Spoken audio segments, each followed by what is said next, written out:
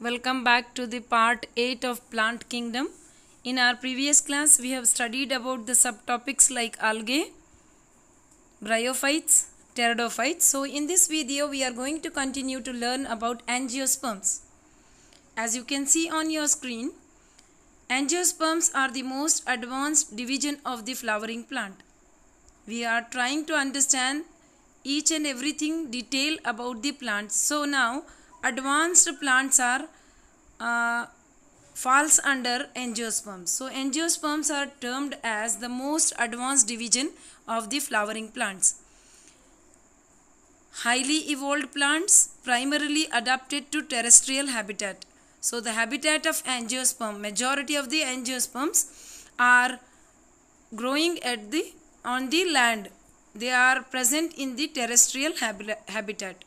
Olfia is the smallest angiosperm, which measure about 1 mm in size, and eucalyptus grows to over 100 meters. Among the angiosperms, the Wolffia, the plant Wolffia is the most smallest angiosperm which is seen till now, that measure about 1 mm in size, and eucalyptus is the largest, which is going to grow till 100 meters. The plant body is differentiated into root, stem and leaves. It has flowers, fruits and seeds. Till now whatever we studied about algae, bryophytes and pteridophytes, among them these are the most advanced, because in algae and bryophytes we did not see the true roots, leaves and stem. The body was not differentiated into root, stem and leaves. Here from the pteridophytes you can see the advancement, like they are said to be, the pteridophytes are said to be the vascular plants with a true root, stem and leaves. Now coming to the angiosperms, you are going to identify, you are going to differentiate the plant into root, stem, leaves. Not only this, the plant will bear fruits and seed also. So we can say angiosperms are the most advanced division of flowering plant.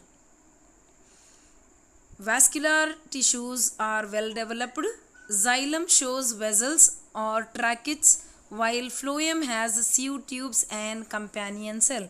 As I have said, in case of pteridophytes also you have seen the vascular plants. The first vascular plants were pteridophytes. So here also the vascular bundles are well developed.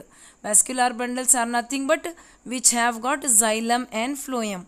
So the xylem consists of vessels or tracheids in them, and the phloem has got a sieve tube and companion cell. As I have said, you are going to study this in the upcoming chapters in detail about the vascular bundles.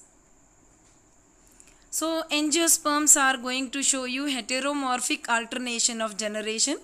Here you can have a look on the alternation of generation, like sporophyte. The plant body is said to be the sporophyte, and it is going to give you a microsporangium, which is going to produce microspores who are haploid in nature. These microspores produces pollen grains, that is male reproductive structure, which we call it as male gametophyte, and it produces the gametes like egg from the female reproductive part, and egg is said to be the megaspore mother cell, which is going to develop the egg, and the fusion of the male and female gamete give rise to a zygote, and a zygote develop into an embryo. So the sporophytic condition of the angiosperm is diploid in nature. Diploid, autotrophic and dominant. The sporophyte in case of angiosperm, you should remember, this is important for the point of competitive, that is the sporophytic condition in the angiosperm is diploid and it is autotrophic, means they are self-producing food. They are able to produce their food by themselves, and the sporophytic condition will be dominant, through which you are going to get your male and female reproductive structure. So the alternation of generation in angiosperm is heteromorphic. Two different kinds of male and female gametes you are going to see. So have a look on the angiosperms male and female reproductive structure. Let we first look at the male. Development of male gametophyte, that's going to carry out in the pollen grain. Pollen grain is also known as, pollen grain produces the anther. Anther produces pollen grain into a structure, we call it as microsporangium or pollen sac. It give rise to microsporophyte, which is diploid in nature, which will go into a meiosis, which will undergo a meiotic cell division, giving rise to 4 microspore, which will be haploid in nature. Each of 4 microspore will develop into a male gametophyte, which has a nucleus and a tube cell.